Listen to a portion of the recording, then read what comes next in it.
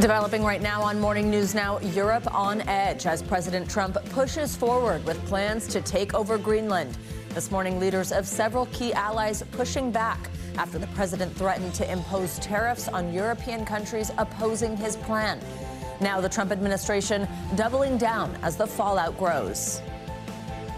What is the national emergency that justifies these new slate of tariffs? The national emergency is avoiding a national emergency. That it is a strategic decision by the president. More on the threat, the reaction, and how it could impact us here at home. And we are following breaking news out of Spain. Dozens dead after a train derailed, crashing head-on into another train. Also this morning, a deep freeze from the Midwest to the Northeast from another round of cold winter storms. We are tracking the conditions, the dangers, and what you can expect before you start your work week. Plus, chaos in Minneapolis as counter-protesters take over the streets in response to those controversial ICE operations across the city. And finding common ground, two lawmakers with largely opposing views coming together on a bill to protect children from dangers online. I will share my conversation with Senators Richard Blumenthal and Marsha Blackburn on their joint effort to keep kids safe. That is despite not agreeing on much else. So we're going to find that common ground. Good morning. Thank you very much for being with us today. I'm Savannah Sellers. Joe is off. We're going to begin our show with the diplomatic breakdown between the United States and NATO countries over the future of Greenland. The European Union is considering retaliatory measures against the U.S. after President Trump threatened to impose an additional 10% tariff on 8 European countries, including some of America's oldest allies. That is unless Greenland is sold to the U.S. Now, the tariffs would come into effect on February 1st and rise to 25% on June 1st if there is still no deal. President Trump is desperate to buy the Danish territory for what he says are national security reasons. But NATO ally Denmark and Greenland insist it is not for sale.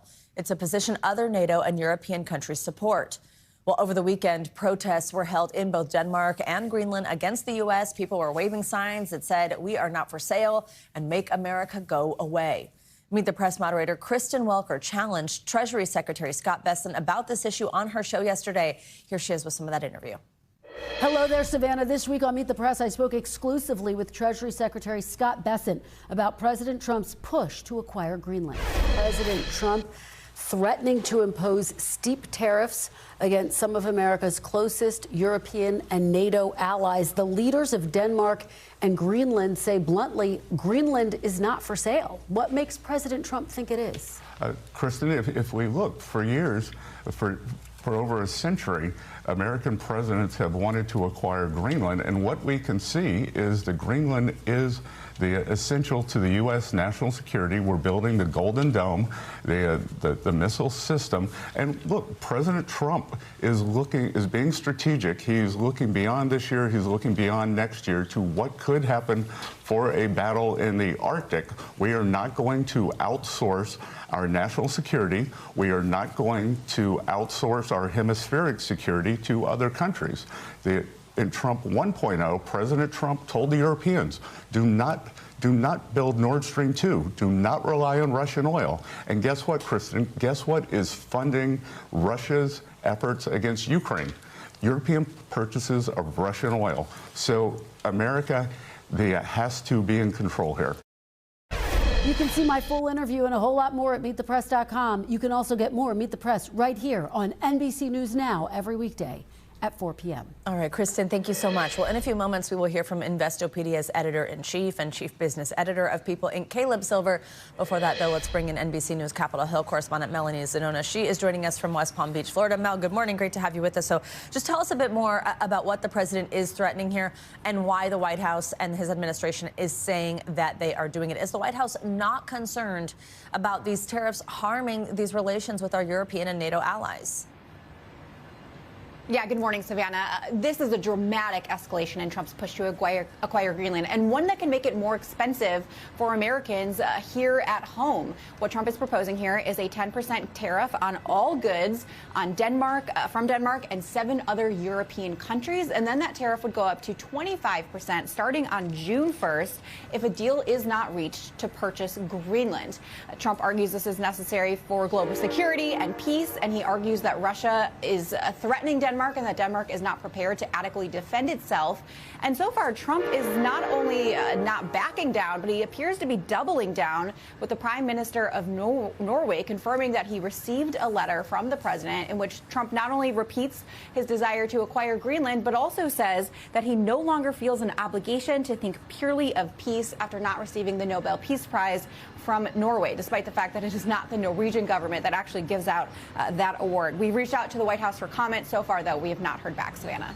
Mel, we know European ambassadors held this emergency meeting in Brussels yesterday to talk about this, to discuss the president's tariff threats. How is the bloc responding? What type of retaliation could we see? Well, European leaders, frankly, have been stunned by this, but they are vowing to not be blackmailed, and they are weighing a range of responses. Some of those potential retaliatory options include tariffs. There's also a more extreme option known as a bazooka, which is a tool that's never been used before, but it can be used to target bad actors. Essentially, it would be things like limiting Americans from accessing the markets or investment proposals. Now, the heads of the European Council and European Commission put out a joint statement over the weekend saying that territorial integrity and sovereignty are fundamental principles of international law. The EU stands in full solidarity with Denmark and the people of Greenland. Tariffs would undermine transatlantic relations and risk a dangerous downward spiral. And of course, in addition to that emergency meeting of EU ambassadors that you mentioned last night, Trump also held separate calls with several European leaders where they continued to express their outrage. Mel, finally, what are we hearing from lawmakers here in the U.S. about all this? Well, I mean, somewhat predictably, these responses have fallen along party lines. Democrats say this is a dangerous land grab, that it could have massive impacts on the NATO alliance, while Republicans are mostly defending the president. Take a listen. This is about a land grab. Donald Trump wants to get his hands on the minerals and other resources of Greenland. And now some folks in the press, they clutch their pearls and they say, well, what do you mean acquiring Greenland? How could that happen? Look, the whole history of America has been a history of acquiring new lands and new territories. Now, we should note that not all Republicans are backing up Trump. Retiring Senator Tom Tillis came out and said that these tariffs would be, quote, beyond stupid in a statement on social media. He was part of a bipartisan congressional delegation that was actually in Denmark just recently, trying to turn down the temperature and trying to assuage our allies that Congress has their back. Right, Savannah. Mel, thank you very much. Let's now bring in our friend Caleb Silver to talk about the economic repercussions here. Caleb, I mean, if this just goes back and forth, we tariff them. They're discussing this own package of tariffs on $107 billion worth of U.S. imports. What is the impact here for the economy and the consumer? Yeah, rising prices. And keep in mind, we already have a 15% tariff on most European countries, a 10% tariff on the UK, right. Even some other goods like auto parts and others, those have 25% tariffs. So if you're adding an additional 10% and then potentially additional 25% come June, if this isn't resolved, you're looking at higher prices for all those imports. That's medicine, that's airplane parts, that's some chemicals, that's wine, that's cheese, that's a lot of the imports we get from Europe. Some of those things we really love, too. We just heard Mel talk about this kind of like nuclear option, something that has not even been used before in terms of what the European Union may do in response here. Walk us through that a little bit further. Yeah, that's called the anti-coercion instrument, the ACI, the economic bazooka. And this was developed by the European Union in 2023 for this very purpose. It was to deter the U.S. and China from their sprawling economic ambitions, things just like this. So what does that mean? That means cutting off U.S. companies from access to trade. That means not allowing U.S. companies to bid on European projects. That means basically strangling the U.S. companies that do business in Europe from continuing to do business in Europe. And that's important because half of the revenue from companies in the United States comes from outside the United States, a lot of it from those European countries. Absolutely. Today, it's Dr. Martin Luther King Day. It's a federal holiday, so Wall Street is closed. What, though, are we seeing in global markets that are open? What are futures telling us about how our markets might be reacting to this? Yeah, you're seeing automakers, especially the big European automakers, their shares are getting hit pretty hard in European and Asian trading. I would expect to see more of that come Tuesday when the markets open here in the United States. And the markets were coming into this year in a pretty strong state. Earnings look good. The economy seemed to be growing, but this is more confusion. And confusion, as you know, is like kryptonite for investors. They don't like uncertainty, and this is a lot more uncertainty. Absolutely. So what is the advice right now for consumers, investors, people at home who are just nervous watching their investment accounts? Yeah, well, if you've been watching this for the last, I don't know, year or so, you've seen a lot of this headline risk impact your portfolio on a near-term basis. But on a long-term basis, the stock market is near record highs. I wouldn't do anything rash. These things are threats to begin with. This is economic imperialism, and we've seen this play before. It doesn't always play out the way it seems on the first or second day of those headlines. Caleb Silver, as always, we appreciate you. Thank you so much. Well, millions of people across the East Coast are waking up to a frigid winter wonderland this morning. There are more than 30 million people under winter alerts after storms left a blanket of snow from the Midwest to the Northeast. Some states got hit with nearly 8 inches and freezing temperatures. Well, the winter blast even reached as far south as Florida this weekend, and that is all causing chaos for travelers on the roads and at major airports. Let's get a closer look at these bitter temperatures and see what else we can expect this week with our Morning News Now weather. We have Andrea Romero here in studio with us. Hey, good morning. Hey, good morning, Savannah. And it's bitterly cold out there across 2/3 of the country. We can see these alerts, these cold alerts that are in effect impacting over 77 million people, and that's all the way from the upper Midwest down to southeast portions of the country. We even have some cold advisories still in effect for parts of Florida this morning. So we're expecting this Arctic blast to continue throughout the whole day. This morning, we're looking at extremely cold temperatures, wind chills that are below zero, 15 degrees below zero in Milwaukee, 10 degrees below zero in Minneapolis. We're looking at even wind chills that are near 30 degrees in Baltimore and 44 degrees further south. The cold will continue into tomorrow and will be extending even more into the Northeast, where we can see some wind chills below zero up here in Greenville and close to 15 degrees in Morgantown. So this cold, bitter air will continue across this area. In addition to the cold, we're also dealing with some snow. We have some winter alerts up. We are talking about some winter storm warnings near the Great Lakes, winter weather advisories near Boston. Over 30 million people impacted by these conditions, or nearly 30 million people, as we are looking at that storm system that brought that snowfall during the weekend exiting the Northeast. And now we're looking at another one that's moving through the Great Lakes. We're expecting this system to move through today, bringing strong winds, reinforcing the cold air in the area. Intense lake effect snow bands will be developing across the Great Lakes today into tomorrow. They will continue with 35-mile-per-hour winds, with snow making it very difficult for travel in that area. As far as the snowfall forecast, we can get locally up to 2 to 3 feet of snow in the Tug Hill Plateau in northern New York. That seems to be the bullseye for the intense precipitation that's going to be coming off of Lake Ontario. And then we're expecting accumulations of 1 to 2 feet in other areas around the Great Lakes, and that's through tomorrow. As far as the western part of the country, well, we have an upper ridge that's keeping us sunny and warm along that area. We do have the possibility of some stagnant air advisories up in the northwest. And then as the week progresses, we're expecting more snow through the Great Lakes into the northeast. And then some southern showers can develop, but the warm air will stay in control over the western half of the country. So that's what it's looking like for midweek. And we're definitely going to be expecting those cold temperatures to linger. And this is almost an appetizer because we're having a second blast of cold air that looks to be coming in for next week, where temperatures are going to be even colder than they are now. Yeah, so it's setting us up. Yes. All right, Andrea, thank you so much. Stay warm. We'll see you in an hour. Well, after another weekend of protests, tensions are escalating in Minneapolis, where President Trump threatened to invoke the Insurrection Act and send in U.S. troops in response to the protests against his immigration crackdown.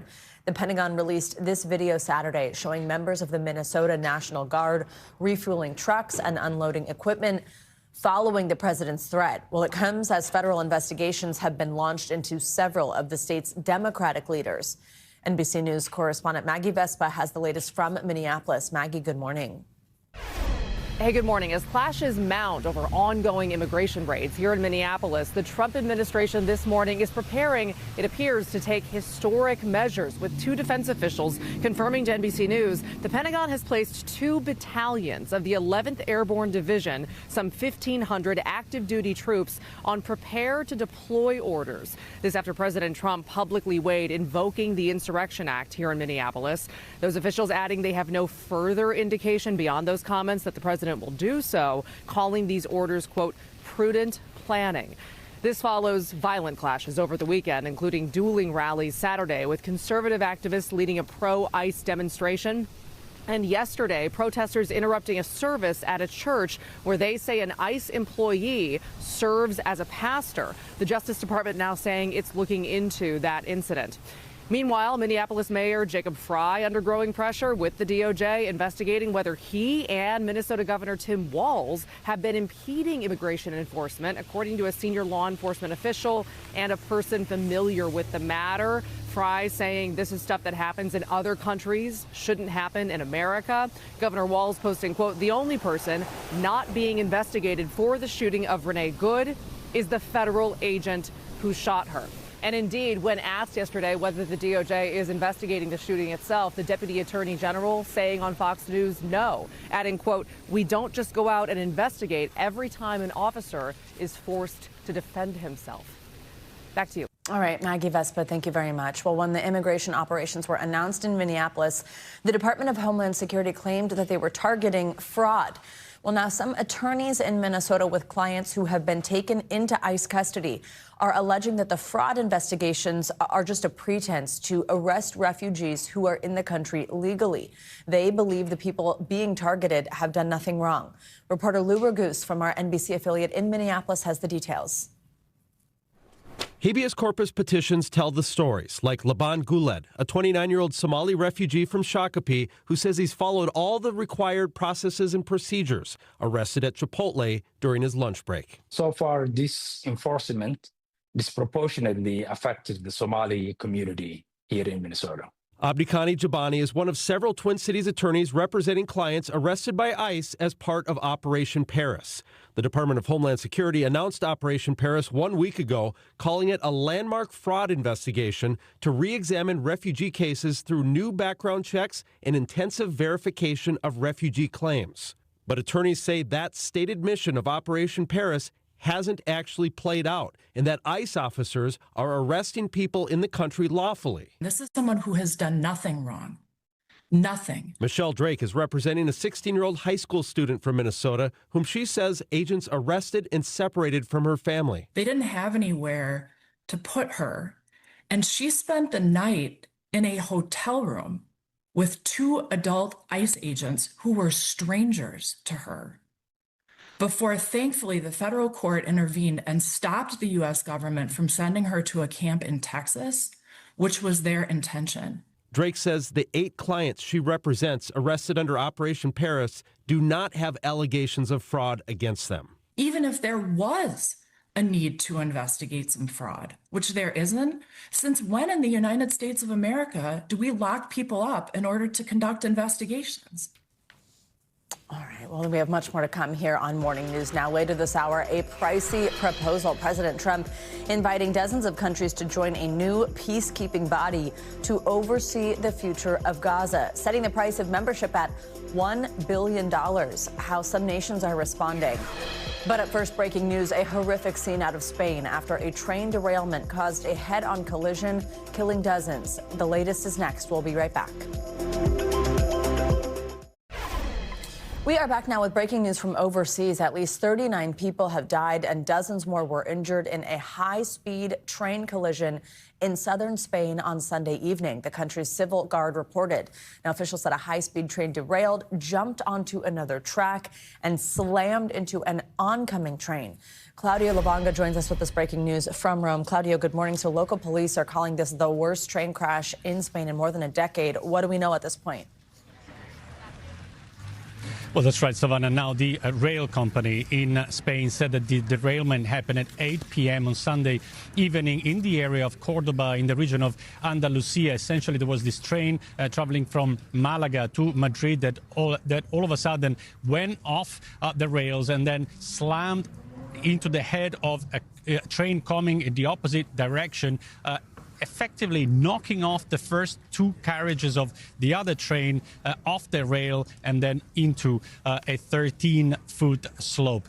Now, we have some eyewitnesses who said, in particular, a Spanish journalist who was traveling on the train, who said that it felt like an earthquake. And also he saw right after that, when he realized what happened, that passengers were breaking the windows of the carriages trying to get out. And that's what we saw also in video that were shared in the aftermath of the incident. We saw also, of course, the rescuers, once they arrived, they were pulling passengers out of the carriages. But of course, it's only been a few hours since it happened, so the details are still coming in, Savannah. Oh, just heartbreaking. Claudio, I mentioned at least 39 dead at this point, but the Spanish transport minister is saying that death toll may rise. Tell us at this point how many people have been hospitalized, and are rescue operations getting people out of that train still ongoing?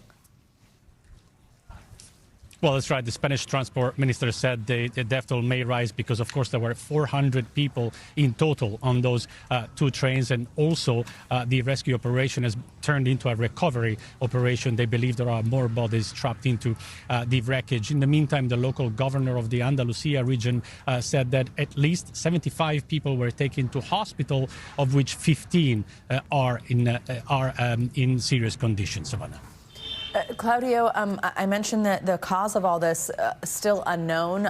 Obviously, that's going to be a major question here. What do we know about how investigators are going to work to answer that question? How will they figure out exactly what went wrong here? Well, the Spanish transport minister said, of course, an investigation has been opened, but he also said he called the incident truly strange because he said that this happened on a section of the rail track that underwent renovation very recently, only last May. So it's been less than a year. And also he said that the trains were also new high-speed trains. One of them was even only 4 years old. That's very young for a train. So, of course, it's early days, so we'll have to see what the investigation comes up with. But it's interesting that the Spanish transport minister called it very, very strange. Certainly. Savannah? Oh, Claudio, thank you very much. Well, coming up on Morning News Now, two lawmakers on opposite sides of the aisle finding common ground. Do you think that there are lessons that you've learned from working together that make bipartisanship, when it comes to other issues, seem more feasible? I would say it's important to listen. Trust. Trust is really important. Up next, I will ask how they were able to come together for a joint effort to protect kids online. Stay with us. We are back with the latest installment in our NBC News series, Finding Common Ground. This is where we shine a light on lawmakers working across the aisle on issues that matter to Americans. Well, I recently sat down with Democratic Senator Richard Blumenthal and Republican Senator Marsha Blackburn to talk about the work they are doing to protect kids in the AI space and also the Kids Online Safety Act, a bill they introduced aimed at regulating social media and its impact on young people. Well, the bipartisan pair came together for this after a series of emotional hearings on Capitol Hill, where parents testified about how social media drove their kids to harm themselves. Here is part of my interview. You introduced the Kids Online Safety Act years ago. Now you are tackling AI and children. How did this become such an urgent issue for each of you? Why? And we started to hear from parents as we were doing oversight in the virtual space. Hearing from parents, are you looking at what is happening to kids? The stories we've heard they're devastating. And parents from all over the country were reaching out to us, and we realized that, you know, Savannah, every industrial sector has rules and regulations. Everything. Whether it's logistics, manufacturing, healthcare, you name it, they all have guardrails. The virtual space has zero. So there was a need to put that guidance in place. What really outraged me was the panorama of harms that big tech knows it is causing children. Yeah. And then the grief of parents and the voices of young people themselves who were saying, in effect, liberate us from the toxic, addictive effect of big tech's algorithms. Now, the technology has advanced. The legislation has not. I'm sure some of those family stories have stuck with you. And, you know, through listening to these stories, and whether it is meeting a predator, a pedophile, a groomer, a drug dealer, a sex trafficker, hearing the stories from the siblings and the friends and the parents, it makes you realize when our children are online, they're the product. It's astounding when you think about the corporate culture, but it is heartbreaking when you think what is happening. There are laws in the physical space that say you cannot sell alcohol, tobacco, you can't expose children to pornography, you can't endanger children. And in the virtual space, they are subjected to this 24/7, 365. And there really is no longer a self-protection. There's no longer a safe space. That's right. This follows young people wherever they go. Bullying used to be confined to the playground. Now it follows kids home in the evening, 24 hours a day. They're exposed to the toxic content that big tech drives at them because it knows the more anger or sadness that they stimulate, the more addictive the algorithms become, the more toxic content impacts them and causes the kind of harm that simply produce more dollars. Are you surprised that this has been such a challenge to get over the finish line? No, I'm not surprised. Big tech has mustered armies of lawyers and lobbyists spending millions of dollars. They have a strong financial interest in defeating this legislation. They say, oh, well, we don't mind legislation. We're in favor of regulation, just not that regulation, just not effective regulation. They want fig leaf legislation. Do you ever feel like, though, how is it possible that we're in such lockstep on this issue, see so eye to eye on it, but on not much else? We've done a good bit of legislation when it comes to the AI toys, when it comes to privacy, the Open App Market Act, but it's important to build those relationships and then find areas where there is agreement. And as I like to say, I'm always willing to have a conversation with people that want to make the lives of Tennesseans and all Americans better. This is an area where you can make the lives of millions of children better. There's no Republican or Democratic way to protect children. And we have a common interest here in surmounting the opposition of big tech, which has relentlessly opposed us. But I will give a lot of credit to Senator Blackburn, as well as to my Democratic and Republican colleagues, that they get it and they're willing to take a stand. Do you think that there are lessons that you've learned from working together that make bipartisanship, when it comes to other issues, seem more feasible? I would say it's important to listen. Trust. Trust is really important. It's the key to getting anything done in the Senate and maybe in life. But trust that is built on action, not just words. And we've been through some tough times on this legislation, and I think we know that we can trust each other to aim at this objective, getting it done, getting across the finish line. A real bonding experience questioning some of those tech executives, huh?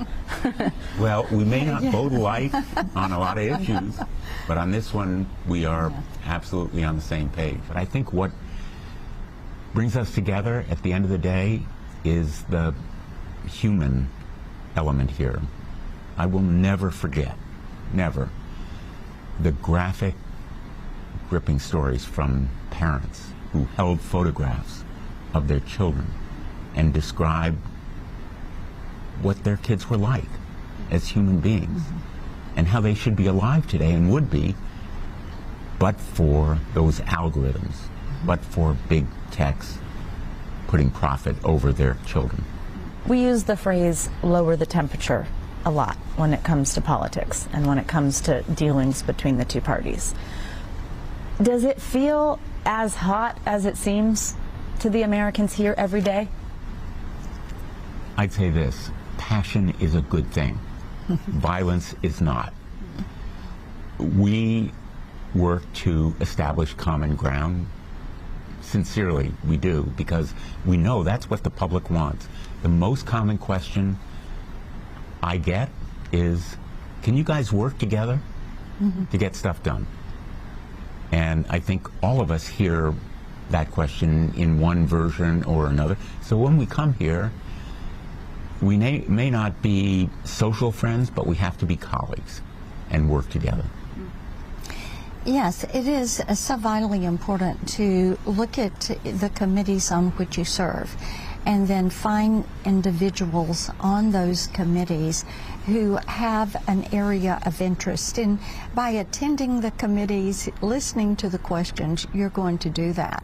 At Finance Committee, I have several provisions that we are working on a bipartisan basis. Same thing for Judiciary Committee, Commerce Committee, Veterans Affairs. You find individuals that want to solve some of these problems they're experiencing in their states, and that is what the American people want to see. They want their government to be addressing the issues that are important to them. They want us to be a good steward of their tax dollars, and they want us to keep in mind that we, the American people, live and abide by the rule of law. Really a fascinating conversation, since there is a lot that they do not agree on. And while that bill we were discussing, the Kids Online Safety Act, passed overwhelmingly in the Senate back in 2024, it stalled in the House in part over concerns from Blackburn's own party about free speech. So still an uphill battle. Coming up, outbreak concerns growing in South Carolina and beyond after a surge in measles cases having a significant impact on kids, what doctors want parents to know. And caught on camera, an armed thief stealing more than $100,000 worth of merchandise from a Pokemon store. More on the heist that is just the latest in a growing trend. That's next on Morning News Now. Welcome back this morning. World leaders are weighing President Trump's proposal to join what he is calling the Board of Peace. Over the weekend, Trump invited dozens of nations to join his new international peacekeeping body. It will be overseen. It will begin, by overseeing the next steps of Gaza's reconstruction before tackling other global conflicts. A U.S. official tells the Associated Press that permanent membership on the Board of Peace can be purchased for no less than $1 billion. The idea for the Board of Peace came as part of Phase 2 of Trump's Gaza ceasefire plan, which has held since October, but of course remains fragile. For more, let's bring in NBC News international correspondent Matt Bradley. He's in Tel Aviv. Matt, good morning. So are there countries that have accepted President Trump's invitation? Who is on the fence? Who is this extended to? Give us the details. No, it looks like this was extended to some of Trump's primary friends in the international community. The only one so far to have really accepted in no uncertain terms is Viktor Orban, widely accused of being an autocrat who leads Hungary in an illiberal way. So this looks like he's been invited. There's been invitations sent to Gulf countries. Of course, Marco Rubio will be on there. He's the Secretary of State. Jared Kushner, President Trump's son-in-law, will also be on the Board of Peace. But in terms of these countries, obviously, as you mentioned, that $1 billion figure that really makes it look like President Trump is selling seats on this board for $1 billion a pop.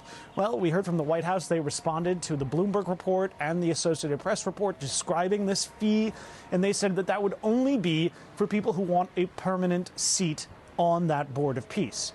Now, that's an interesting response because it does raise questions, and those questions have been raised by everybody who's watching the Middle East. What exactly is this Board of Peace for?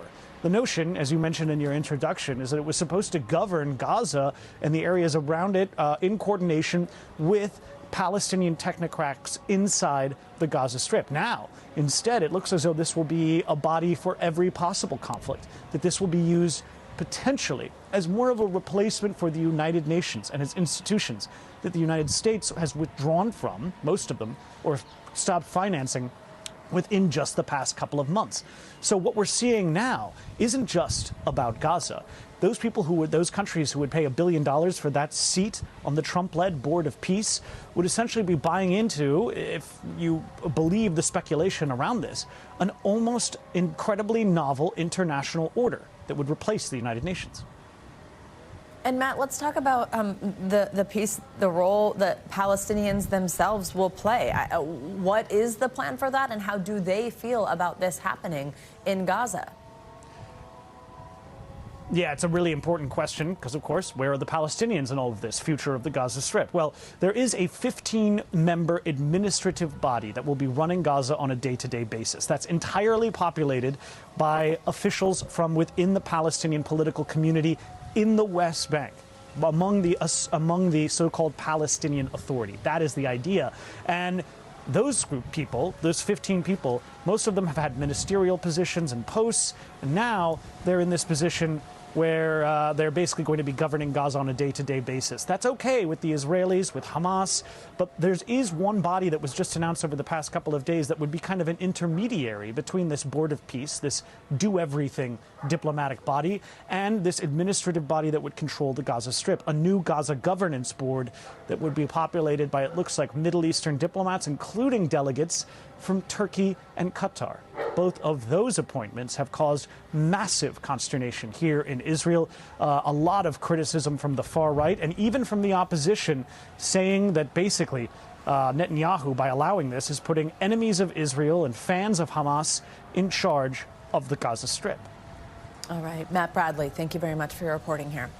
Well, this morning there is a public health alert out of South Carolina that major measles outbreak is growing fast, with cases skyrocketing in the last week. And it's happening right as we reach the peak of flu season, and kids are being hit particularly hard. NBC News medical reporter Erica Edwards has the latest. The massive South Carolina measles outbreak surging.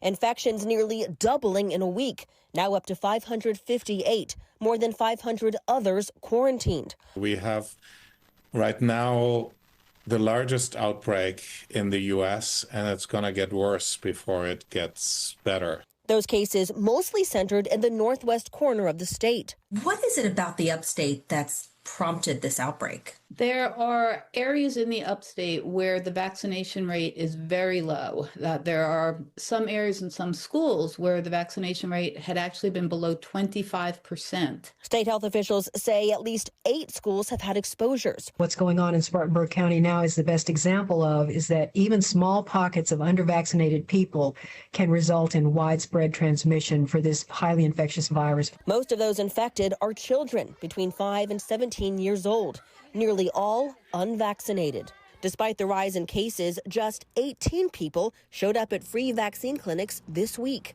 When you have those pockets where the rate is really, really low, that just creates a tinderbox. Across the U.S., at least 10 states seeing new measles cases just this month. This outbreak hitting at the height of flu season, with the CDC reporting 18 million Americans sickened so far. And 15 new pediatric flu deaths, bringing this season's total to 32. It's not too late to get the flu shot, experts say. Flu season can last into spring. Erica Edwards, NBC News. Well, police are investigating a dramatic robbery at gunpoint inside a New York City Pokemon shop. Officials say 3 assailants entered the store. It's located on West 13th Street in Manhattan, and threatened customers and workers and stole more than $100,000 worth of merchandise. This robbery is the latest in a string of Pokemon-related thefts across the country. But for longtime Pokemon fans like NBC News business and data correspondent Brian Chung, these heists hold a personal twist. This was the dramatic scene at a card-collecting shop in New York City on Wednesday. 3 men drawing guns inside Poke Court, aiming them at customers before shattering a glass display case and, according to the store, making off with more than $100,000 in merchandise. It was like clockwork. They grabbed a bunch of stuff and then They grabbed the cash and left. It's becoming a familiar story nationwide. From Burbank, California. They make a second approach, come back, smash some more glass, grab some more vintage Pokemon packs. To Western Washington.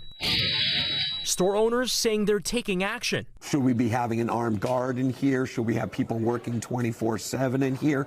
Those answers are yes. Unfortunately, we have to spend a lot of money on security 24/7. The robberies come amid a massive run-up in Pokemon card values, as cards like this Charizard almost 6 times as valuable now as it was 5 years ago. And something I found out firsthand when I went to find out the value of part of my Pokemon card collection as part of a Today Show story last year. And this is an 8 out of 10. Yeah, which that's is amazing. Like, for that like card, mint. it's mint. Yeah, like that's really, really good for this card. As it turns out, one of the cards I sold after that was stolen in the armed robbery in New York City. The owners posting photos, this serial number matching mine, as part of their call for people to be on the lookout for the valuable cards.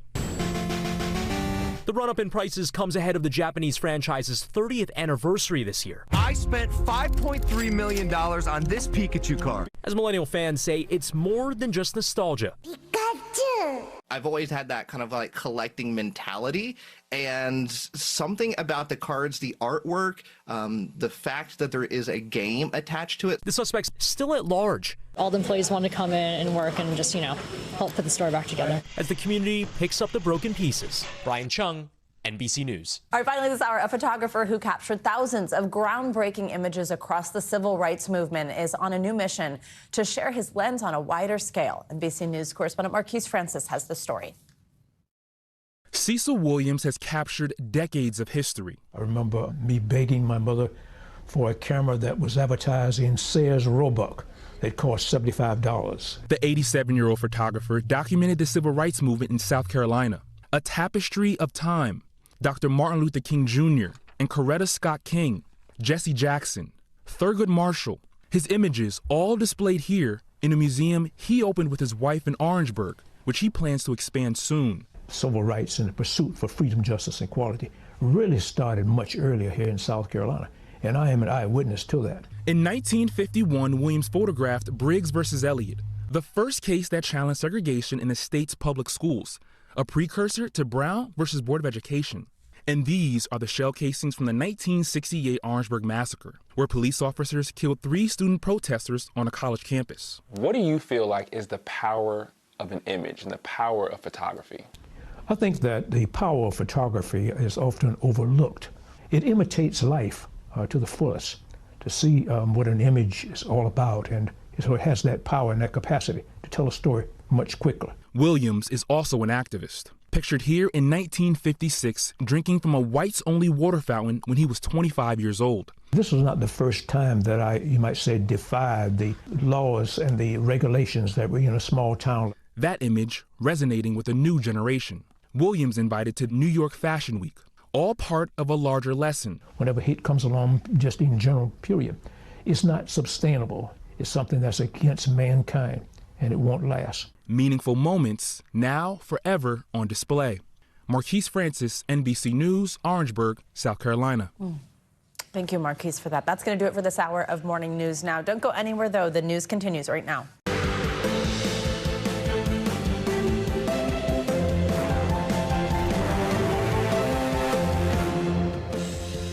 Good Monday morning. Thank you very much for kicking off your work week with us. I'm Savannah Sellers. Right now on Morning News Now, here we go again. Mother Nature's wintry wrath bringing snow, sleet, freezing temperatures, and travel headaches to millions of Americans along the eastern seaboard on this holiday Monday. But there is more bad news. The bitter cold, it is not thawing out anytime soon. We have your full forecast in just a bit. Developing news overseas this morning, derailed in Spain. At least 39 people are dead, dozens more injured in what local officials are calling a high-speed train collision on Sunday. More on what went wrong. Plus, President Trump's escalating tariff tensions abroad over the weekend that have Greenlanders fired up. Back home, an urgent health warning in South Carolina this morning, where officials say measles cases have doubled in the past week. More on its alarming spread and why medical experts now say it could all get even worse. We are going to start this hour, though, with the Arctic blast impacting large portions of the country. Millions are waking up to a blanket of snow and chilly temperatures to start their week. Winter alerts are in place for areas in the Midwest and extend all across the Northeast. And it is leading to extra headaches for travelers planning to hit the roads and the skies this week. We are going to get a full look at the forecast in just a moment. But first, let's go to NBC News correspondent Aaron McLaughlin, who is covering just how this dangerous weather is playing out across the country. Hey there, this holiday weekend has been messy. We're talking extreme cold, snow, and freezing rain. All of it triggering major problems in the skies and on the roads as folks head home after the long weekend. Overnight, a major blast of winter weather slamming the eastern seaboard, impacting millions from the Gulf Coast to the Northeast. The snow and freezing temperatures creating travel chaos this holiday weekend, with hundreds of cancellations this weekend nationwide and over 11,000 delays. In the Northeast, planes taking off in near whiteout conditions, and a ground stop at New York's LaGuardia Airport Sunday night delaying hundreds of flights. The roads treacherous, with multiple pileups over the weekend. Some parts of the Northeast buried in up to nearly 8 inches of snow, and the winter weather not stopping there. Wind chill temperatures plummeting to a life-threatening 35 below zero in parts of the Midwest. Shockingly low temps extending as far south as Florida, sending hundreds of manatees swimming to warmer water and leaving the local iguana population cold stunned, and the Sunshine State turning snowy. As a Florida man, it's wild. It's wild. I'm still not used to it. As Americans look ahead to a chilly start of the week. While the New York City area serves as a major travel hub, most of the delays were luckily resolved by last night. But if you are flying today, emergency management officials are stressing to check your flight status before heading to the airport and to also allow for extra time. Back to you. All right, Aaron, thank you. We've got more details now on these freezing temperatures and the wintry conditions with a look at the week ahead. With your morning news now weather, meteorologist Andrea Romero joins us now. Hey, Andrea, good morning.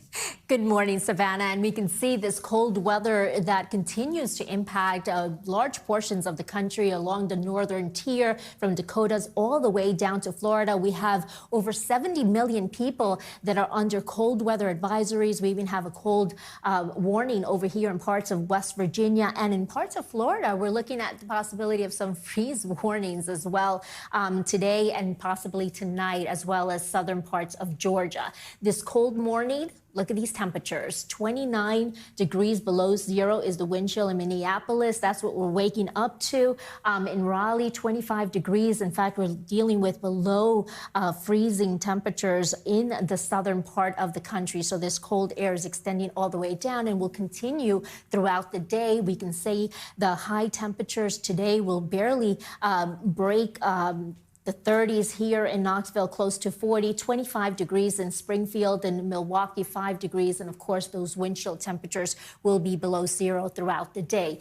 It will remain cold through tomorrow, extending even further into the Northeast, especially New York. Look, we're looking at a high tomorrow of only 22 degrees with wind chills that will make it feel in the teens throughout the day. And this cold air, despite a brief warm-up, a slight warm-up, maybe Wednesday into Thursday, will be dropping again on Friday into the weekend with another Arctic blast that's set to impact our area. And that's going to be for next week with even colder temperatures than what we're experiencing right now.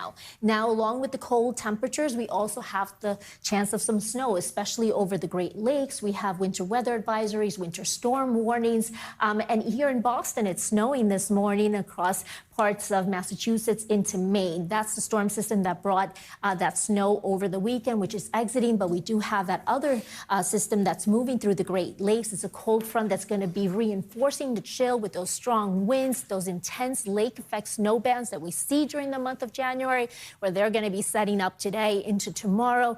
35-mile-per-hour winds will make difficult travel conditions for many as that snow continues to fall along that area. We can see precisely the snowfall will probably be in the feet when we're dealing with accumulations of 2 to 3 feet of snow, especially in the Tug Hill Plateau over parts of northern New York. As far as the West Coast, that's sunny and warm, so good news there. And we can see that as the week progresses, we could have some more showers down south, more snow into the northeast, and we have that blustery air that will continue to be reinforced, especially along basically 2/3 of the country. And next week, Savannah, it's going to be really cold. If you think it's cold now, wait till next week. Oh, lovely. Thank you so much for that. Look ahead. We really appreciate it. See you in a bit. Well, tensions between the United States and European NATO allies are rapidly rising over the future of Greenland. The president sparked a possible new trade war over the weekend by threatening additional tariffs on 8 European countries unless the Arctic island is sold to the U.S. The territory is part of Denmark, which insists it is not for sale. It's a position supported by Greenland itself and other NATO allies. NBC News senior White House correspondent Gabe Gutierrez joins us with the latest. Gabe, good morning. Hey there, Savannah. Good morning. President Trump's feud with European leaders is escalating again. The Kremlin now weighing in, saying that Trump will undoubtedly go down in history for his plans to take over Greenland. Those plans have put him increasingly at odds with NATO allies who are now reportedly considering whether to retaliate with tariffs of their own. This morning, a frigid Greenland is fired up over President Trump's threats to take over the Danish territory. The island holding a protest over the weekend.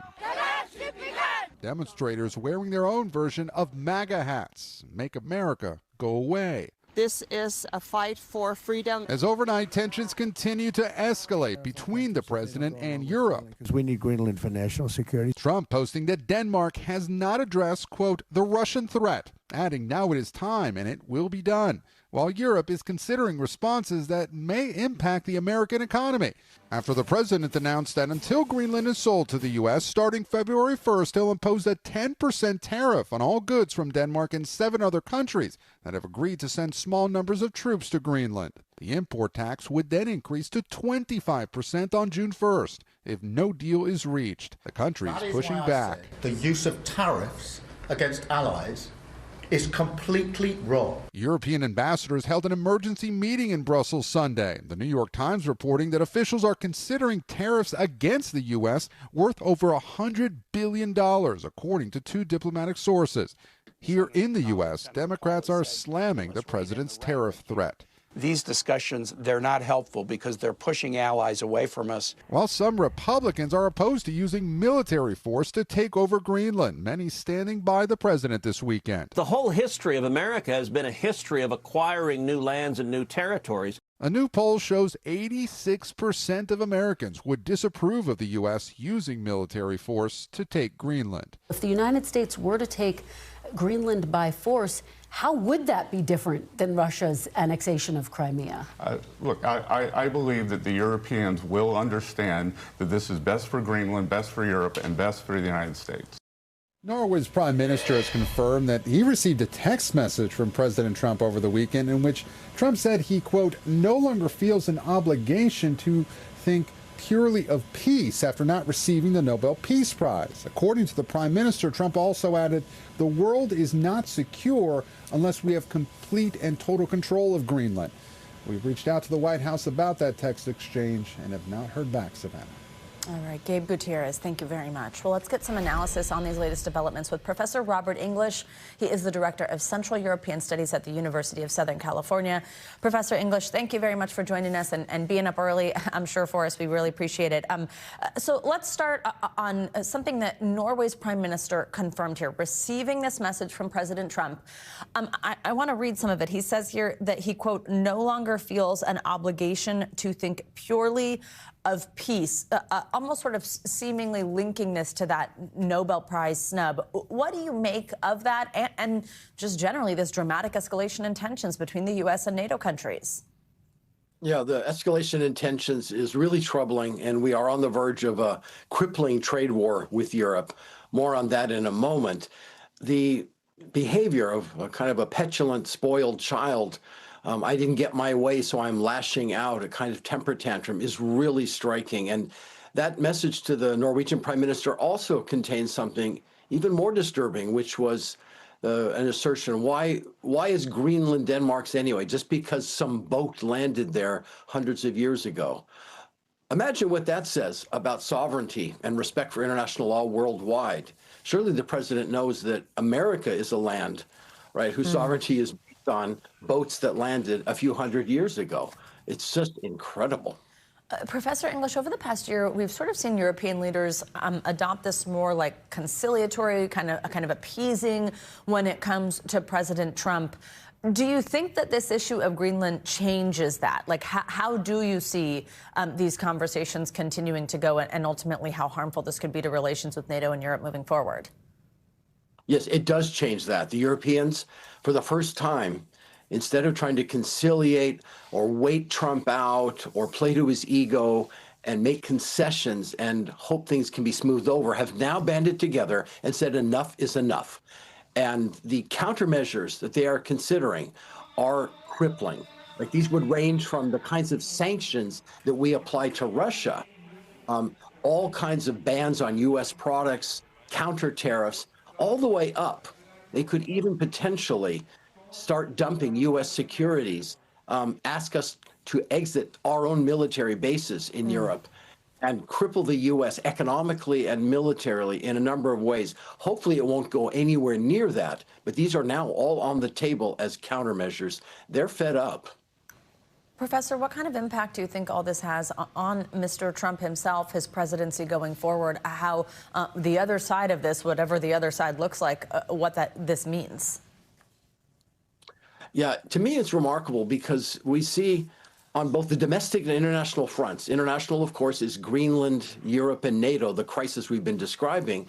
And domestically, in the state of Minnesota and Minneapolis, in both cases, Trump has pursued policies, has pushed confrontation to really a fever pitch. Remarkable crises, the likes of which we haven't seen ever before. And either this fever is going to break, meaning Trump will back down and find some way to climb down and ease these tensions, or he'll ratchet it up, as he suggested in these most recent messages, in which case things are really going to break fast. And I fear that it could ultimately harm the president himself, because he won't win these fights ultimately. And it could be that the Republicans suffer crippling defeats in the midterm elections. The Supreme Court is about to weigh in on Trump's tariff power. This is the absolute worst thing to be doing, abusing tariff power at this moment. And he could find his wings severely trimmed going forward. Professor Robert English, thank you very much for your time and your expertise this morning.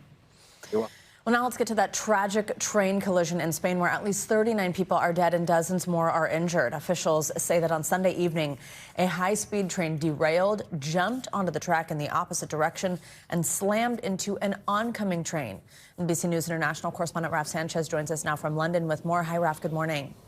Savannah, good morning. Yeah, there were around 300 people on that train last night heading back to Madrid after the weekend when it suddenly jumped the rails and careened into an oncoming train. Spanish authorities are saying they are baffled as to how this happened, and today they are dealing with a major national tragedy. This morning, the death toll climbing in this high-speed train derailment in southern Spain. Authorities say at least 39 people have been killed after a train heading to Madrid jumped the tracks overnight, slamming into another packed train heading in the opposite direction. Rescue teams working through the night to evacuate survivors, some climbing through shattered windows of derailed cars, others filing through darkened carriages to emergency exits. This official asking anyone who knows first aid to step forward. Dozens of wounded filling up emergency rooms across the region. I don't know how many times I rolled over, this woman says. There were people screaming. All the suitcases fell on top of people's heads. Spain's prime minister saying, tonight is a night of deep pain for our country. The first train was heading from the southern city of Malaga to Madrid. The second from Madrid back to the southern coast. They collided outside Cordoba at around 7:45 p.m. Rescue efforts complicated because part of one train tumbled down a 13-foot embankment. Passengers comparing the force of the crash to an earthquake. There were people in front of us and you could see them dying and you could do nothing, she says. a tragedy on the railway, and now calls for answers about what went wrong. And the Spanish transport minister is saying this accident is extremely strange because it happened on a straight part of the track. It's not like the train was taking a curve or anything like that. This was a piece of rail that had also been recently renovated. The train was also new. And so the government is promising a full investigation to try to figure out what happened here. Savannah. All right, Raf, thank you. We know you'll bring the latest. Well, the rhetoric continues to escalate between Iranian leaders and President Trump. Top regime officials rejected comments Trump made in an interview over the weekend. He told Politico it was, quote, time to look for new leadership in Iran. In a post on X Sunday, the country's president responded saying, quote, an attack on our country's supreme leader is equivalent to a full-scale war with the Iranian people.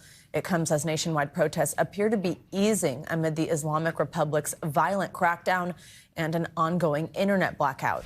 For more, let's bring in NBC News Chief International Correspondent Keir Simmons. Keir, great to have you with us. So President Trump threatened to intervene if the Iranian regime moved forward with the executions of some protesters. This was on the table last week. It appears that was put on hold. Are there fears those executions could soon resume?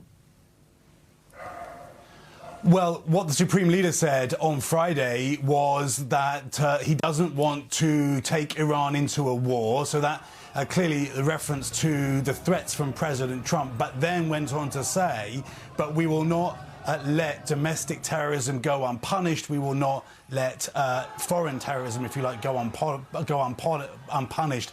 That's a précis of what he said, but what it infers is that they do intend to continue to crack down on protesters. Whether that means executions is a different question. There is still a blackout in Iran, so getting information out, Savannah, is still a challenge, but it does set up this possibility that President Trump will turn again after pausing military intervention in Iran, will turn again towards that option. And Keir, let's talk about what we have seen on the ground. Over the weekend, a U.S.-based human rights group said that the death toll from the regime's crackdown on protesters was over 3,000, with another 4,000 plus under review. What is the current state of this anti-government uprising, Keir? Because, you know, of course, in some ways, it's good that things are calmer and that executions are on hold. But on the other hand, we've been talking about how this time could potentially be different for the Iranian people. Could these protests go all the way? What does it look like right now? Yeah, look, honestly, Savannah, the protests have pretty much disappeared. As you mentioned, President Trump had told the Iranian people help was on the way, but then he paused those planned strikes because the regime, he said, had halted the execution of 800 people. I mean, that digital blackout is slowly being lifted, and it means that the confirmed death toll is rocketing. I mean, you mentioned those numbers, at least 3,900 killed during this crackdown on protests, according to a US-based human rights activist news agency. Around 170 of the dead government-affiliated, that news agency says. But look, others are putting the numbers much higher, the deadliest days since the Iranian Revolution in 1979. And human rights groups are hearing stories, not confirmed by NBC News, of mothers and children killed by direct gunfire, even pregnant women. So terrible stories emerging from Iran. And I think another question now this morning is, what impact will that be having in the White House on President Trump?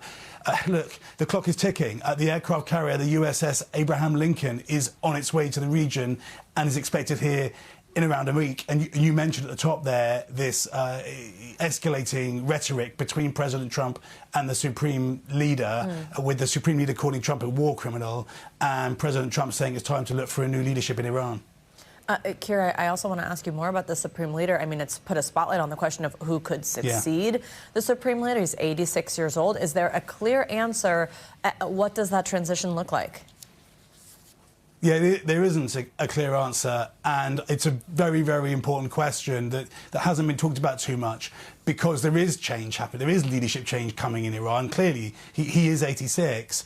Now, his son is a possibility, but the Islamic Republic of Iran, as they call themselves, they are against that kind of hereditary leadership, ostensibly. So is that really possible to sell to the Iranian people? But more than that, is it possible to sell to all of the people, in the ranks below the Supreme Leader, if you like, who might be hoping for promotion promotion, all of them sort of jockeying for position. A change in leadership is always a fragile time in a country, but particularly in an autocracy, and particularly so, of course, for Iran, given that, as we can see, its leadership is already teetering. This is not over yet, Savannah. Keir Simmons, thank you very much. Important reporting. Well, back in the U.S., a major measles outbreak is growing at an alarming pace. Health officials in South Carolina say cases have doubled in just the last week, now spreading to multiple other states, and this is only expected to get worse. NBC News correspondent Liz Kreutz joins us now with the latest. Liz, good morning. Hi, Savannah. Good morning to you. Already hundreds of people in South Carolina have been infected, many of them children and teenagers. There was one reported just this weekend at Clemson University, and officials are saying that this could be an undercount as they are urging families to get vaccinated. This morning, mounting concern about the measles across the country as officials are racing to contain a fast-spreading outbreak in South Carolina. Cases of the highly contagious disease doubling in the last week alone to more than 500 cases across the state since the outbreak began, with another 500 people there in quarantine. The epicenter, Spartanburg County in the northwest part of the state. That is an area that historically has had lower than average immunization rates. So the disease was able to take hold and fire up like a tinderbox. State health officials say the vast majority of the patients are children and teenagers. There are pockets and there are schools that have been at 30%, 35%. According to the state health department, students have been exposed at 9 schools so far, including 6-year-old Mason Stevenson, who's currently in quarantine for the second time in less than 2 months. Anytime he's exposed to it, he will go on another 21-day quarantine, which gets him pretty far behind in school. His mom, Vanna, says Mason was born with an autoimmune disease and can't get the measles vaccine like the rest of his family. I'm absolutely terrified that he will get the measles because I do not know what it will do to him. The fact that there's people in the community that just on principle won't vaccinate their children, it makes me really angry. I try not to judge. The South Carolina outbreak has already been traced to at least 3 other states. And across the U.S., 10 states have seen new measles cases just this month, including Utah, where nearly 60 people have gotten sick since the holidays. Health experts say while measles outbreaks aren't new, what's changing is our protection due to lower levels of vaccination. We've always had a lot of immunity, usually around some of these pockets of outbreaks, to contain it, to give us a wall to stop. We don't have that in the same presence like we did in the past in 2026. What's called sustained transmission, meaning instead of one-off isolated cases, we're seeing the virus continue to spread from person to person for a period of time. In fact, this month marks 1 year of sustained measles infections since that first big outbreak in West Texas last January. And because of that, experts say the U.S. is most likely going to lose its status as a country that eliminated the measles, which is something we've had for more than 2 decades. Savannah? All right, Liz Kreutz, thank you very much. Well, for more on this conversation, let's bring in NBC News medical contributor Dr. Natalie Azar. Dr. Azar, good morning. I mean, with cases doubling so quickly in South Carolina, first just remind us, what are the first symptoms that people should watch out for, maybe especially in their children? Yeah, well, what can make measles actually kind of tricky, Savannah, is that the early, what we call prodromal phase of measles can resemble any viral infection. So we're talking a cough, a runny nose, fever, watery eyes, conjunctivitis. That is not specific to measles, but that usually occurs a couple of days before characteristic white spots can occur in the mouth and on the lining of the gum and the cheeks, and then the characteristic rash, which is this red splotchy rash that starts in the face and scalp and then spreads to the rest of the body. People are contagious during that prodromal phase as well as for up to 4 days after that characteristic rash occurs, Savannah. And Dr. Azar, if parents believe one of their kids was maybe exposed at school, for example, what should they do as soon as they know that? And how long then do you quarantine? Do you stay home? What are the rules? So something that's really important is if your child is vaccinated, they actually don't need to quarantine. So this really is we are referencing what happens to people if they are unvaccinated. Unfortunately, the incubation period, that is the time from exposure to the onset of symptoms, can be up to 21 days. Wow. So if you are unvaccinated, you need to quarantine for 21 days. Now, the little kicker here is that if you do have an unvaccinated child and they are exposed, if you get a measles shot within 72 hours, i.e. 3 days after exposure, you can potentially prevent infection, or the infection may be milder and you don't need to quarantine. All right, really good information there. What is your message to parents in communities, Dr. Azar, with these low vaccination rates? How does higher vaccination rates protect kids, maybe like who can't get the shot, like immunocompromised children? Like, just tell us what's your message here?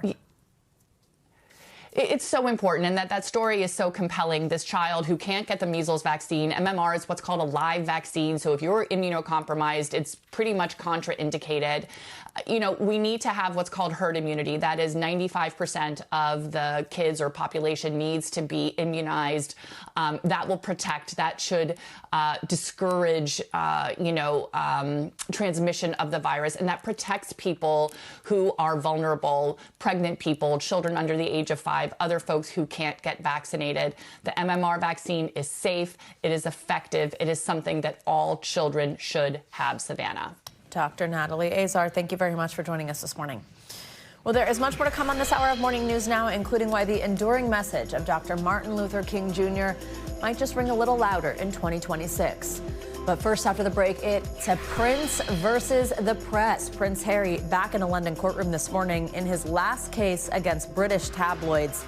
The A-list celebrities now joining his fight in its final round. That's next. We are back now with Prince Harry in a London court today as his lawsuit against the publisher of the Daily Mail gets underway. Harry and other high-profile figures claim the tabloid used illegal methods to get private information. Now, the publisher denies any wrongdoing. NBC News correspondent Danielle Hamamdin joins us live from London with more. Danielle, good morning. Good morning, Savannah. Prince Harry has already successfully sued other publishers. Now he's back in the UK inside that courthouse as we speak for one more fight against the British tabloids. The spokesperson for the Prince tells us he feels confident and ready. This morning, Prince Harry is back in court. His last case after a string of lawsuits against British media organisations. Morning, Harry. And the fifth in line to the throne isn't fighting this one on his own. Among the other celebrity claimants, actress Elizabeth Hurley and singer Elton John and his husband, David Furnish.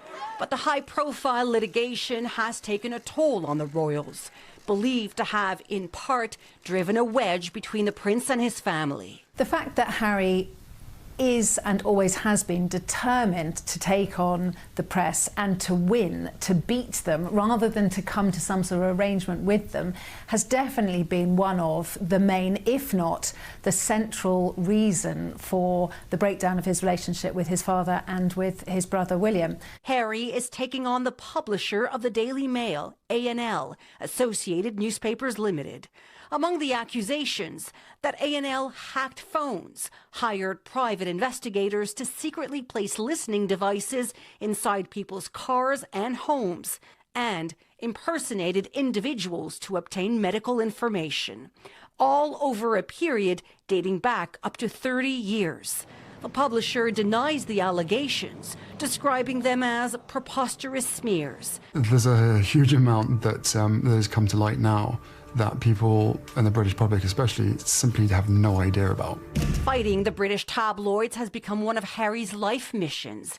He's previously blamed them for the death of his mother, Princess Diana, and described their treatment of his wife Meghan as racist. The couple eventually moving to the US in a bitter split with the royal family. This weekend, Meghan posting candid family videos of their life in California.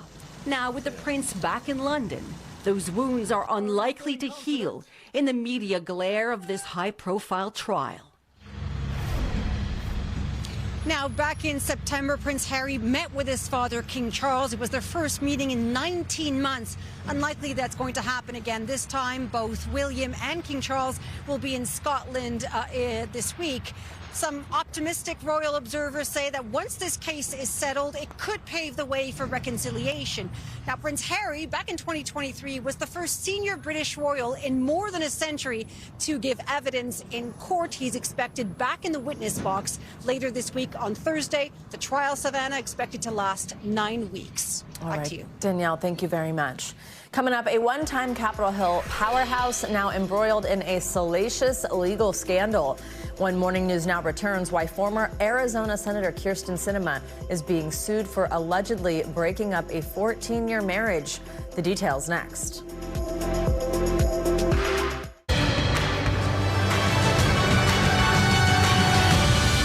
We are back now with a closer look at what is making news in the world of politics this morning, starting with a new poll that has Americans weighing in about Trump's handling of the economy nearly a year into his second term. NBC News political reporter Megan Leibowitz joins us with that and more. Megan, good morning.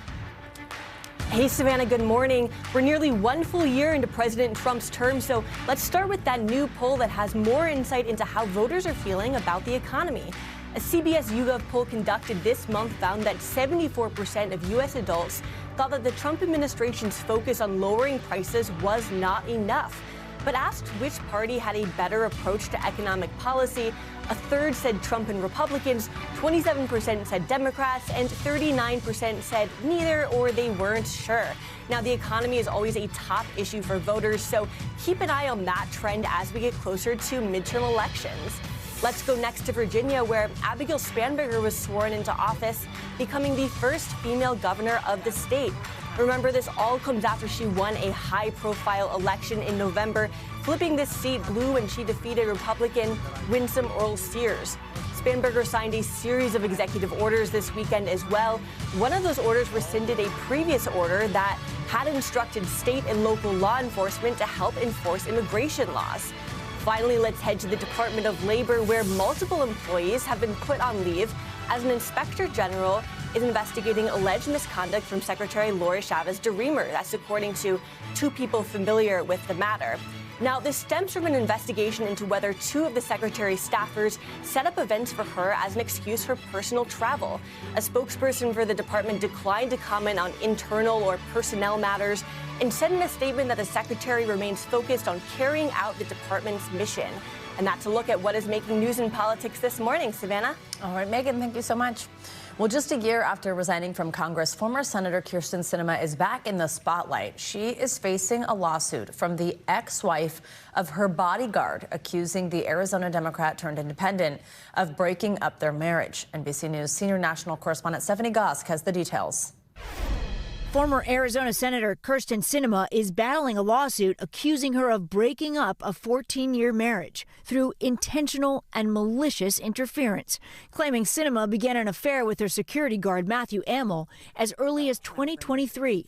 Here they both are appearing at the Arizona State Legislature last year. The 16-page lawsuit filed by Amel's ex-wife lays out in detail how the affair allegedly began, with texts described as romantic and lascivious, and then work trips that turned personal. On one occasion in 2024, Amel told his wife the senator was handsy. On another trip, Sinema allegedly told Amel to bring the drug MDMA so she could guide him through a psychedelic experience. According to the lawsuit, Sinema bought Amel gifts and took him to concerts, including asking him to provide her security for a U2 show at the Sphere in Las Vegas. The lawsuit also alleges the head of Sinema's security team resigned because she believed the senator was having sexual relations with other security members. Amel's ex-wife, who he shares 3 children with, filed the lawsuit in North Carolina, where the couple lived when the affair allegedly began. Is it possible to be sued for breaking up someone else's marriage? Not in most states, but it is in North Carolina. That's one of 7 states where an alienation of affection claim exists, colloquially called a homewrecker statute. Sinema, who served 1 term as senator before deciding not to run for re-election, has not returned requests for comment. Neither has Matt Amel. Our thanks to Stephanie Gosk for that report. Amel's ex-wife is seeking at least $25,000 plus damages. In a statement, she said she hopes to hold Sinema responsible for what she calls, quote, destructive behavior. Coming up, the teachings and lasting legacy of Dr. Martin Luther King Jr. ringing true in 2026. Why some protesting the Trump administration's immigration crackdown are invoking the civil rights icon's words. That's next on Morning News Now.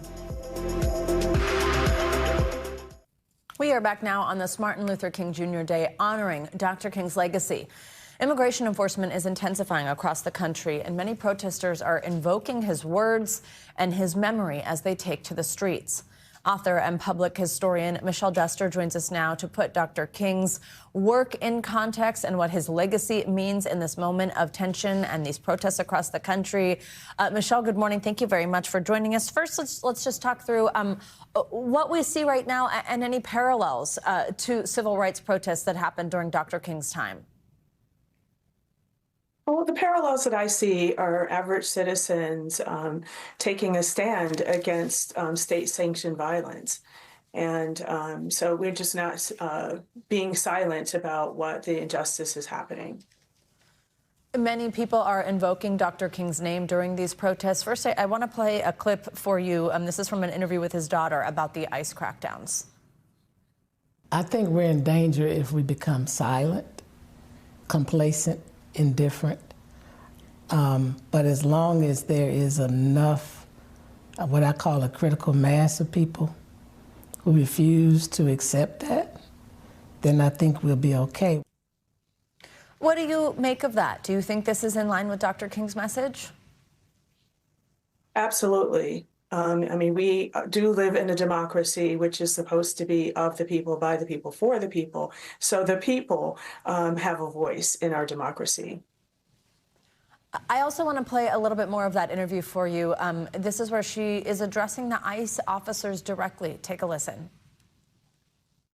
You can carry out your duties, but you can also regard and respect the humanity of people in doing that.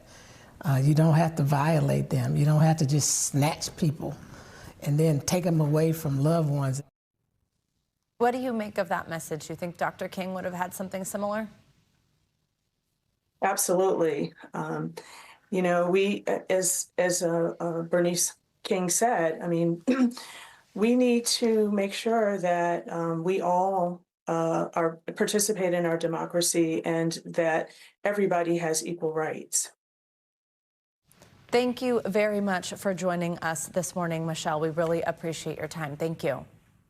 Thank you. Well, NASA is preparing for liftoff for its Artemis II rocket, now set to make the first human mission to the moon in more than half a century at a speed of less than 1 mile per hour. NASA slowly rolled this 11 million pound moon rocket to the launch pad at Kennedy Space Center over the weekend. Now, the Artemis mission could lift off as early as next month, sending a 4-person crew to spend 10 days in space, journeying first around Earth and then entering orbit around the moon, something we will certainly keep you posted on. Well, this morning, only 4 NFL franchises remain in the fight for a chance to play in Super Bowl 60. It was a dramatic weekend of divisional head-to-heads in the past, whether fans like it or not. And now the stage is set for the conference championships that are coming up this weekend. Of course, so that is all after tonight's big matchup in the College Football National Championship game. I mean, so much going on for football fans. Let's bring in our friend, host of Front Office Sports Today, Baker Machado. Baker, good morning. Okay, let's start with what to look ahead to in the AFC Championship in the NFL. So New England Patriots play the Denver Broncos in Mile High City. The Broncos hold the #1 seed. However, this was big news. They will be without their starting quarterback, Bo Nix, due to a broken ankle right at the end of this game with the Bills. How much does that change things? And walk us through just that dramatic moment. I mean, what a seesaw of emotions, Savannah, if you're a Denver Bronco fan, to win that game in overtime, but then to lose your starting quarterback, Bo Nix, who led that drive to win that game. Really just an insane weekend right there. Of course, you mentioned New England having a great performance against Houston over the weekend. They're back in the AFC title game for the first time since 2018, in which feels like decades for Patriots fans to finally get back in there. Denver, by the way, also in the AFC Championship game for the first time since 2016. The last time these two teams played was the AFC Championship game in 2016 when Peyton Manning beat Tom Brady for the Broncos en route to win the Super Bowl in Super Bowl 50 Interestingly enough, also in San Francisco. Now, you mentioned the quarterback situation for Denver. Jarrett Stidham, the backup quarterback, is going to be starting for Denver. He has only started 4 games his entire career, Savannah. Not a single one in the playoffs. The last pass he ever threw was in 2024, so it's been 750 days since he last threw a pass. Well, those are some stats, Baker. Okay, well, hopefully he's ready for the moment. All right, let's talk the NFC. The Seattle Seahawks going to host the Los Angeles Rams. Really a powerhouse matchup here. What do you think? How hard is it to pick a winner in that one? I mean, this one, Seattle basically looks like the best team in football right now, Savannah. A blowout win for them. And, of course, we got the overtime thriller last night at NBC between the Bears and the Rams last night. Now, this is the 3rd meeting between these two teams this year alone. Both teams won each game this year, so both games were decided by 3 points. So this, no doubt, is going to be a thriller. Right now, Seattle is a 2.5-point favorite in this game, and the Seahawks won even with their quarterback, Sam Darnold, being injured in the game as well. The Seahawks, Savannah, are 3-0 in NFC Championship games, and right now are the favorite right now to win the entire Super Bowl. All right, I'm putting you on the spot then. What's your prediction for the matchup? I mean, right now, Seattle's so good, but right now, of all the quarterbacks remaining right now, Matthew Stafford of the Rams, Savannah, is the only one who has actually won a Super Bowl. Darnold for the Seahawks has been in the playoffs before, and of course, you have Drake May for the Patriots, and now Jarrett Stidham, who has basically played no playoff games whatsoever. So as I mentioned, Seattle has the best odds. New England right now, the 2nd best odds to win it. Oh, my gosh. And also, we got to shout out, heartbroken for the Bears fans. Oh, my God. What a range of emotions that was. You have Caleb Williams basically tying the game with like 20 seconds left in the game. Overtime was such a thriller. I mean, what a seesaw of emotions for Bears fans. Oh, my gosh. The moment, though, to end regulation with that pass that looked like it was just a total throwaway was absolutely out of control. I'm so happy that the fans at least had in the stadium that moment. Such a tough loss, though. Okay, now let's turn to college football. Tonight's national championship between Indiana and Miami. Indiana are the clear favorites. What a story from the team to the coach. A lot of Miami fans, though, what are you expecting to see? By the way, this is the most expensive college football ticket in history. Wow. The average ticket price to get into this game, Savannah, is over $4,000, which is insane. Yeah, which is crazy.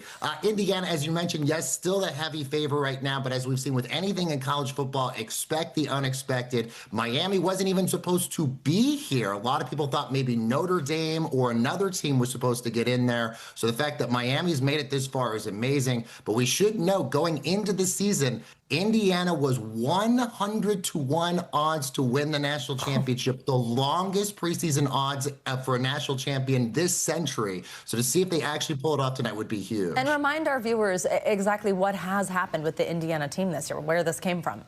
I mean, it's all because of their head coach, Kirk Cignetti, who just signed a new deal that's going to keep him in Indiana, paying him $12 million a year, the most expensive of all the college football coaches out there. Indiana was a team that nobody ever thought would win a national championship. They've never won a national championship in football. They've sort of been looked at more as a basketball school. So the fact that this coach, who basically came from nowhere, took this team to where they're at now is an incredible story. We thank you for watching, and remember, stay updated on breaking news and top stories on the NBC News app or watch live on our YouTube channel.